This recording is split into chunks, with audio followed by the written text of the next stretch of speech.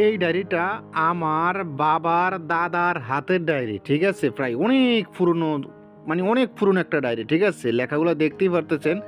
আর এটা কিন্তু একটা ডায়েরি, ঠিক আছে? ওনাদের হাতের লেখা ডায়েরি।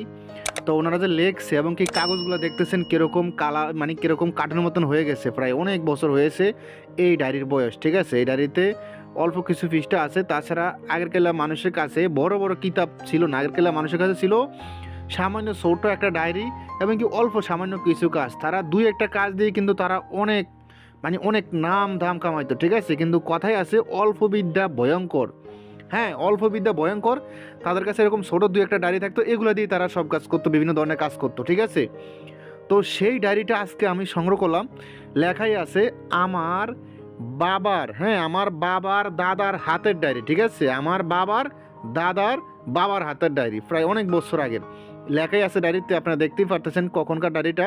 তো যাই হোক, কী কী আছে না আছে দেখাচ্ছি। কিছু কিছু কাজ আছে দেখা যাচ্ছে, এটা সম্পূর্ণ হাতে লেখা। আর তাছাড়া আগেরকার মানুষ তো তেমন শিক্ষিত ছিল না, আগেরকার মানুষ একটু সোজা টাইপের ছিল, বা অনেক লোক মূর্খ ছিল, বকলম ছিল, তেমন পড়ালেখা ছিল না আগেরকার মানুষের।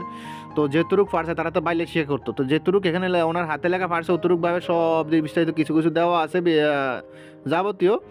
তো আমি ফ্রি হয়ে এটা থেকে কিছু কাজ বাইর করব, মানে সম্পূর্ণ ডায়েরিতে যদি পৃষ্ঠা আছে প্রায় মনে হয় 30 পৃষ্ঠার মতো, তো 30 পৃষ্ঠার মধ্যে যদি 5 পৃষ্ঠাও বাইর করা যায়, হ্যাঁ, 30 পৃষ্ঠার ভিতর থেকে যদি 5 পৃষ্ঠাও কাজ করা যায়, 5 পৃষ্ঠা দিয়ে কাজ করা যায়, তাহলে ডায়েরির টাকা ফসে যাবে এনাফ, ঠিক আছে?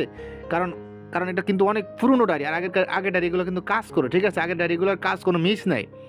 কারণ আগের গেলে মানুষে এগুলো দিয়ে কাজ করতো, এগুলো দিয়ে কাজ করে কিন্তু নাম ধাম কামাইতো।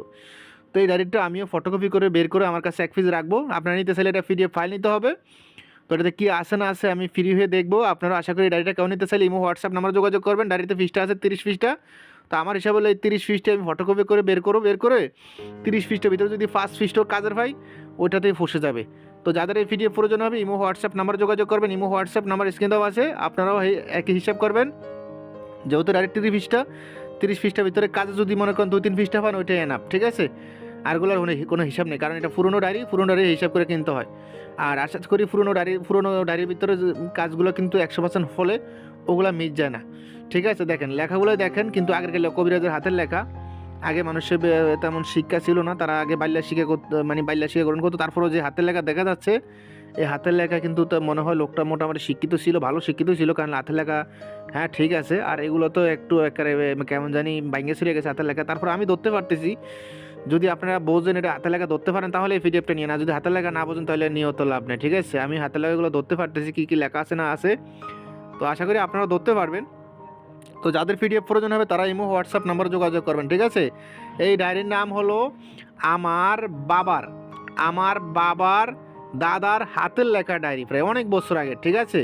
তো প্রয়োজন হলে ইমো হোয়াটসঅ্যাপ নাম্বারে যোগাযোগ করবেন। ইমো হোয়াটসঅ্যাপ নাম্বার স্ক্রিন দেওয়া আছে। তাছাড়া লেখাগুলো আপনারা বুঝতে পারেননি, আমি জুম করে দেখাচ্ছি, আপনি একটু দেখেন।